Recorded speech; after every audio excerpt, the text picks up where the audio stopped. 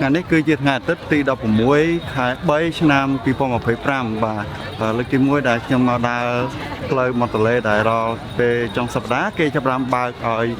đa và rồi miền Lan miền Tây tế mình được tràn mình đen នេះគឺជា vlog ខ្លីមួយដែលខ្ញុំចង់ចែកម្លែកអំពី solo photo walk បាទបន្ទាប់ពីពេញការងារហើយក៏ដើរមកទន្លេម្នាក់ឯងហើយឃើញថាមាន subject ច្រើនអាចថតរូបបានបាទគាត់ថាហៅថា low light ពលឺតិចអញ្ចឹងករណីដែលមានពលឺតិចអញ្ចឹងខ្ញុំតែងតែប្រើតិចយ៉ាងថា panning បាទ panning យើងប្រើ slow shutter speed អញ្ចឹងទៅដើម្បីផ្ដិតយកទិដ្ឋភាពដែលមានជាលក្ខណៈ motion មាន movement អញ្ចឹងទៅហើយ panning នេះដែរគឺថា99% គឺថតបានតែពេលថតបានមួយអញ្ចឹងស្រឡាញ់ហ្មងអ្នកនរគ្នាបាទដូចជារូបមួយនេះអញ្ចឹង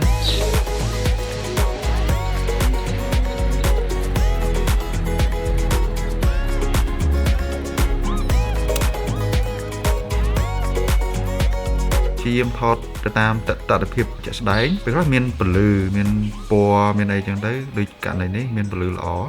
មានតែគុណអ្នកនរនេះមានគេរំគុំបាទរំមុំច្រើនមែនទេនេះនៅពុកវត្តណាឡៅអូខ្ញុំមកកន្លែងខ្ពស់ដើម្បីថតរូបតិច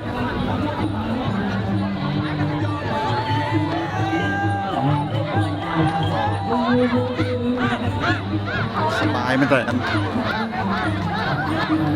ថតខ្លះរីករាយជាមួយនឹងកម្មវិធីគេខ្លះបាទសម្រាប់ខ្ញុំមានមោទនភាពមានសេចក្តីរីករាយដោយសារនេះគឺបែបបទប្រជាប្រិយខ្មែរអ្នកនរគ្នាការរាំលេងនេះគឺប្រើភ្លេងខ្មែរសុទ្ធបាទហើយអ្នករាំនឹងមកទៅអត់មានប្រកាន់វណ្ណៈមានតែការសាមគ្គីគ្នាប្រកបដោយទឹកមុខញញឹមបាទ